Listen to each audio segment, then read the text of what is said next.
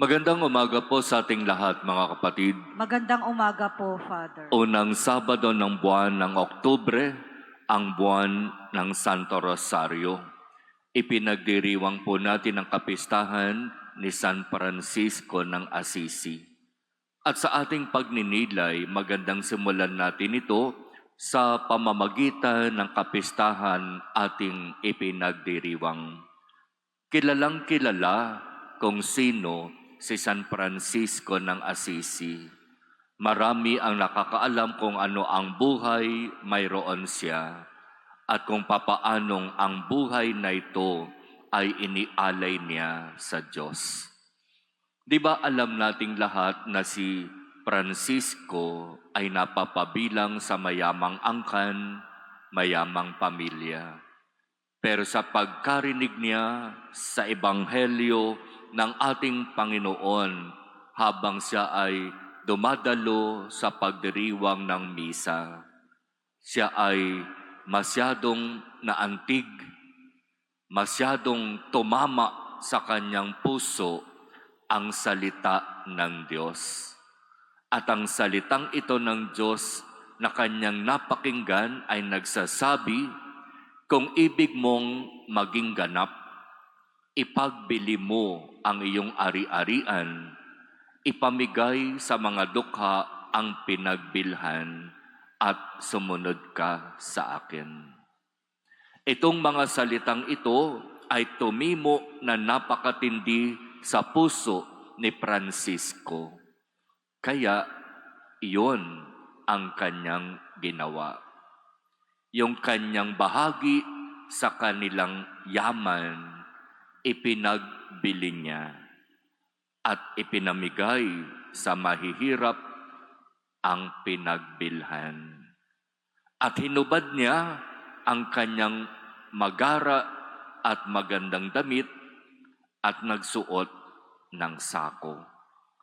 At sinabi niya, ngayon, matatawag ko na talagang Ama ang Ama sa langit. At itinuring niyang kapatid ang lahat ng mga nilikha. Kaya nga kinikilala si San Francisco ng Assisi bilang patron ng kalikasan. At hingin natin ang kanyang tulong, ang kanyang panalangin, upang katulad niya, tayo rin ay maging mapagmahal sa kalikasan, sa mga nilikha. Ang isang napakagandang legacy na iniwan ni Pope Francis bago siya mamatay ay yung kanyang encyclical Laudato Si, pagpapahalaga sa kalikasan, pagpapahalaga sa mga nilikha ng Diyos. At dito sa ating diocese ng Antipolo, tinutularan natin si Saint Francis. Susundin natin ang sinasabi ni Pope Francis sapagkat dito sa ating diocese, sinisimula ng ating mahal na obispo, Bishop Ruperto, ang pagpapahalaga, ang pag-iingat, ang pangangalaga sa kalikasan. Kaya ganoon din sana ang ating gawin. Ikalawa, kasama natin sa ating banal na misa ang imahen ng Nuestra Señora de la Consolación y Coria. Nagmula sa matandang simbahan ng San Agustin. Sabi nung isang nakausap ko, bakit Father, pareho lang naman si Nuestra Señora de la Consolación y Coria sa Birhen ng Santo Rosario? Yung kulay ng kanilang damit, pareho pa. Ano ba yung kanilang pinagkaiba? Kung titignan po nating mabuti ang imahe ng Nuestra Señora de la Consolación y Coria, iyan ay may daladalang belt. Sinasabi sa kwento ng mga paring Agostino na minsan ang mahal na birhen ay napakita, dala-dala yung belt na yan na ibinigay niya kay Santa Monica. at siya namang ibinigay ni Santa Monica kay Agustin at minana ng mga paring Agustino. Kaya kung meron tayong kilalang mga Augustinian priests at meron silang suot-suot na black na belt, ang history, ang origin ay doon sa sinasabing pagpapakita ng mahal na birhen kay Santa Monica at ipinasa hanggang ngayon sa mga paring Agustino. Na ang ibig sabihin ng belt na yan, ang sino mang paring Agustino na magsusuot niyan ay makakasiguro ng pangangalaga, pag-iingat at pagmamahal ng inang si Maria. Kaya iyon yung isang malaking pagkakaiba ng mahal na birhen ng Nuestra Señora de la Consolación y Korea. At maaari din tayong lumapit sa Kanya at humingi ng Kanyang tulong na panalangin, ng Kanyang makainang paggabay at pagkalinga ng Kanyang pagmamahal. At ikatlo, siyempre isinama natin sa ating dawn procession ang mga imahen ng mahal na birhen ng Fatima at kasama ang ating koronada, ang mahal na birhen ng Fatima ng Marikina. At ginagawa natin ito tuwing unang Sabado ng buwan. At ito ay gagawin natin habang tayo'y buhay.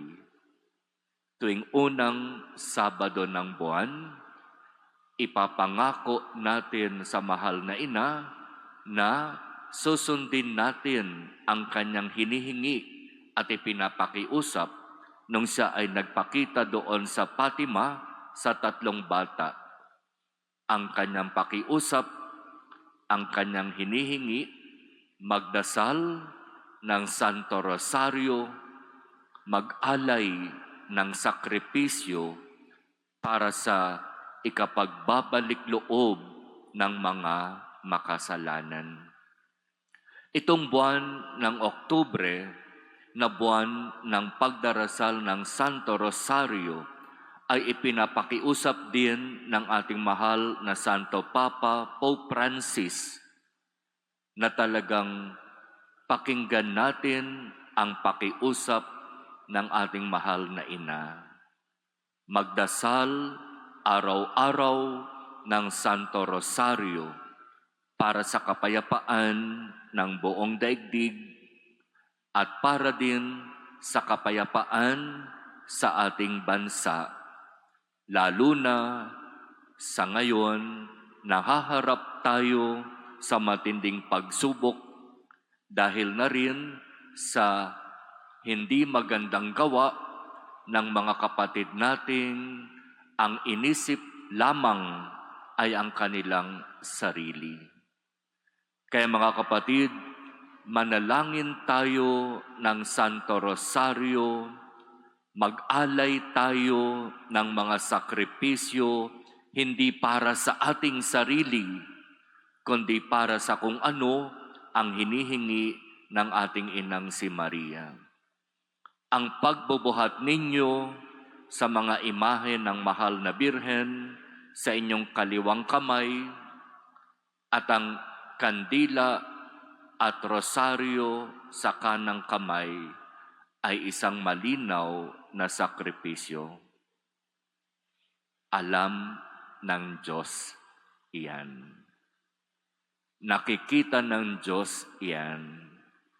Yung inyong mga iniaalay na pagpapakahirap, pagpapakapagod at pagsasakripisyo ay nakikita ng Diyos lahat.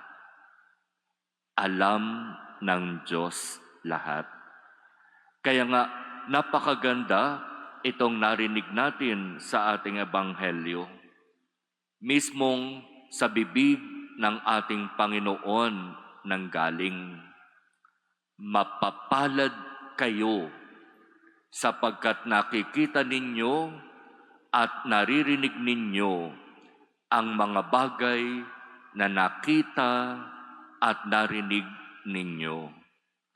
Marami ang naghangad na makita at marinig ang mga iyan, pero hindi ito ipinagkaloob sa kanila. Mapalad ka kung nakita mo na malaki ang pangangailangan na magbigay ng sarili sa paglilingkod at pagsunod sa Diyos.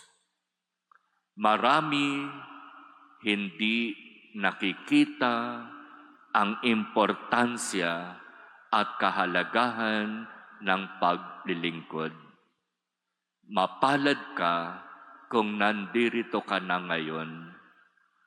Mapalad ka kung nakikiisa ka na sa mga gawain na ginagampanan ng ating simbahan. Magalak kayo, hindi dahil sa mayroon kayong gantimpalang tatanggapin. Magalak kayo dahil nakasulat na sa langit ang inyong pangalan. Sabi ng ating Panginoon. Amen? Gusto mo ba yon? Ang iyong pangalan nakasulat na sa langit. Kaya yung mga sakripisyo, yung mga pagpapakapagod, yung lahat ng ginagawa natin ng buong puso para sa Diyos, para sa Kanyang simbahan, at para sa ating mga kapatid na nangangailangan, ay nakikitang lahat ng Diyos. At iyon ang magiging daan upang tayo ay Kanyang papasukin sa Kanyang kaharian.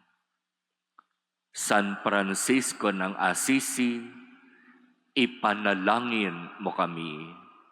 Nuestra Señora de la Consolación y Coria, ipanalangin mo kami. Mahal na Birhen ng Fatima ng Marikina, ipanalangin mo kami.